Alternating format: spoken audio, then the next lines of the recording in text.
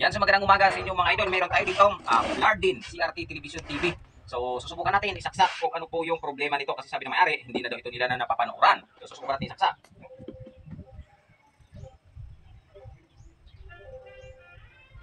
Ayan, so wala po siyang display. Yun yung nakikita. Wala po display yung ating television. So atin po ayusin kung bakit po walang display ang ating TV. Abangan sa video. Hello, magandang umaga. Mag-ayos tayo ngayon ng CRT Television TV. No display mga idol. So atin na itong binuksan yung ating CRT Television TV para ma-check kung ano po yung problema. Yan. So una siyempre pagtatanggalin muna natin yung kanyang mga connections. Okay, may sunog akong nakita. Visual check pa lang, dali na.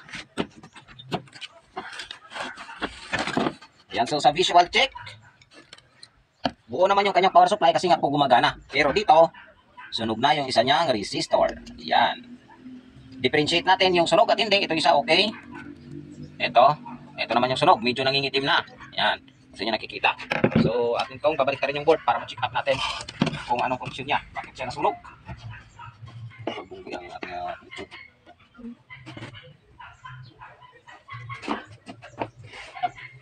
Linisan muna natin yung kanyang board. Di ba sa tracker niya? Kuan man? Ito man.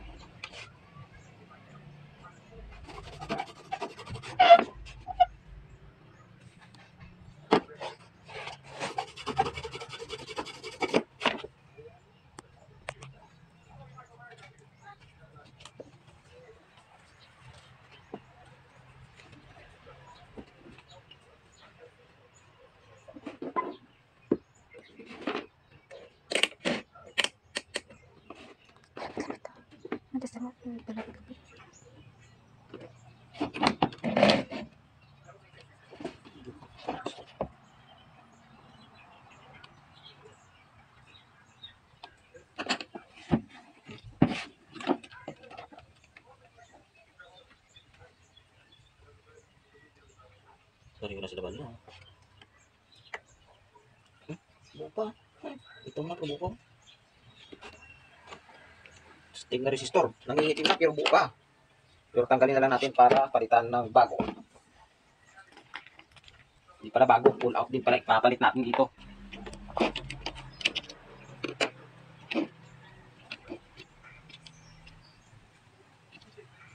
Sunog na resistor niya. Bata na niya ang board. Nakita nyo, nangingitim na rin yung kanyang board. Ito. Nangingitim na rin yung kanyang board. So, i-check na lang natin yung palibot nito para ating malaman kung ano ba yung mga possible areas na kanyang na-damage.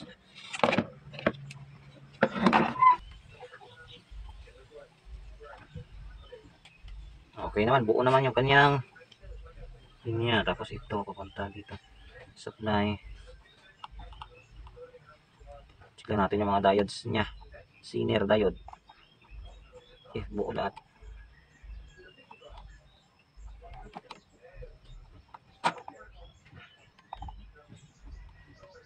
I-prepare naman yung reading.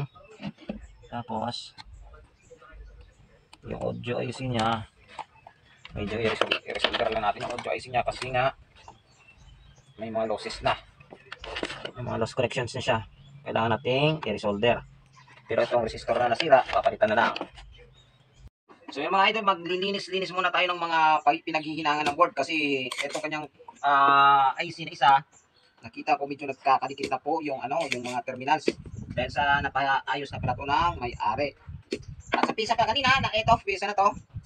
Yan, na nasunog. Dahil sa malayo tayo dito sa pinagbebentahan ng ng mga pisa, dito na lang tayo kukuha sa board na to. Yan, baklasin na lang natin at ikabit mamaya. So, tatapusin ko lang muna ito repair, linis yung board. At para masalpakan natin ang bagong resistor na nasunog. So stay tuned. Ayan, so mangangalkal tayo dito sa ibang board ng television. Same naman po sila to, China board. So dito na tayo kukuha ng resistor na nasunog. Ito resistor na to. Same value lang naman po sila at isang board lang naman po ito. So dito na tayo kukuha.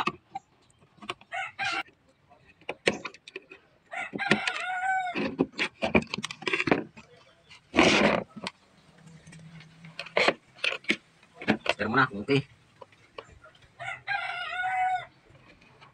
Ayos. May banyo pa naman to, pero sunog na. Hindi na pwede kabit yan. Ito, kahit nakalawa, kahit na pull out na to, pero okay pa. Ito na lang yung ilagay natin.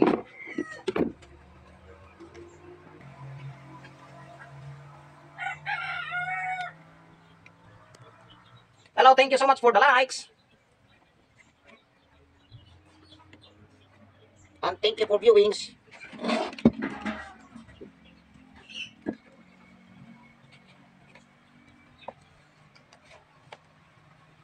Technician kalkal. Ito yung sinasabi nilang technician na nangangalkal. So mga idol, dahil sa hindi gumana yung ating television, parang may sumisirit-sirit. So aking na-diagnose na sira yung kanyang flyback. Ito kadalasan kasi mga sira sa ating mga CRT television, lalo-lalo na kapag China board po yung nakakabit. So subukan kong magkabit ng flyback na pull out. Ito siya. So ikakabit ko to para malaman ko kung tama ba yung ating hinala na flyback nga yung sira. So nangahoy lang ako dito sa mga board na to. Importante mapagana ko to dahil sa kailangan ng customer to. Pakita ko na lang ng CRT cap dahil lang yung CRT cap niya sira na rin, nagbibritol na, kita nyo naman. Pagpalit ko na lang yung CRT cap nito dyan sa ating kinabit na surplus flyback. Sana gumana. Sana gumana. Kung sa Ilonggo gindamot-damot lang, kung sa Tagalog pinagtsagaan ayusin. Yan. So palit tayo ng CRT cap. Papalit tayo ng CRT cap.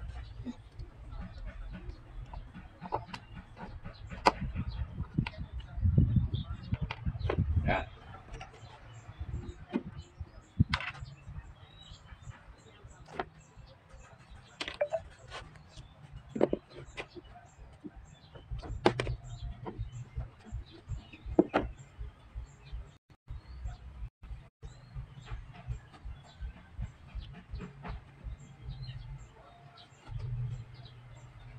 Yan siya.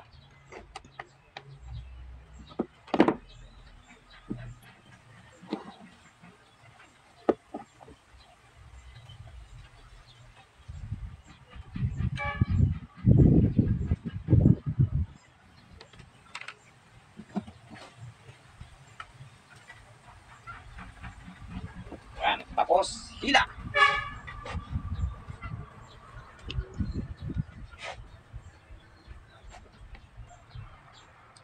Ayaw pa yata makisama. Ayan na. So, ito na lang. Kasi pinagpuputol ko na yung puturin natin to. Puturin na rin natin at idug na lang.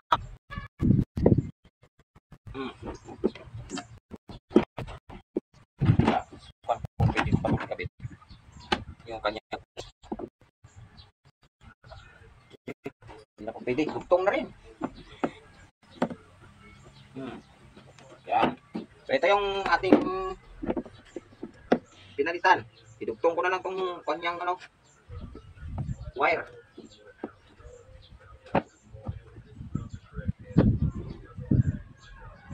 Ito yung tawag radio general kung sa Ilonggo. Yan.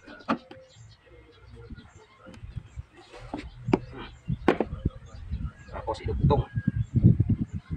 Graduin lang mamaya yung electrical tape para walang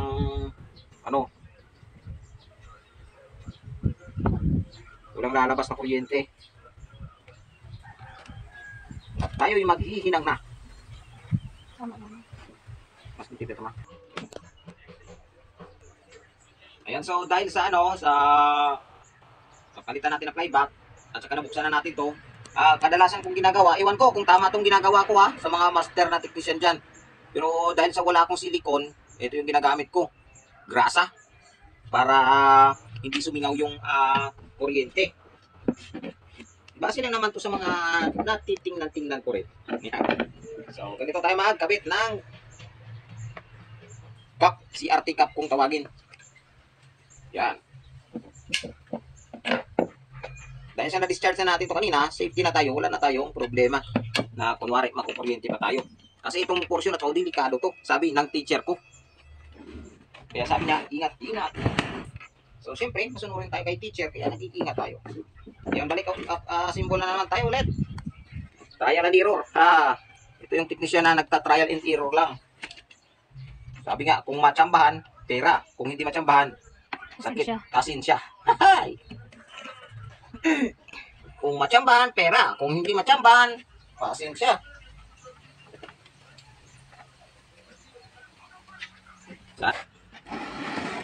Nilalagyan ko ito ng takip kapag nag-aasimbol kasi naku tayo sa electric shock. So ito na mga idol, ang final moment ng ating pag-ayos ng television.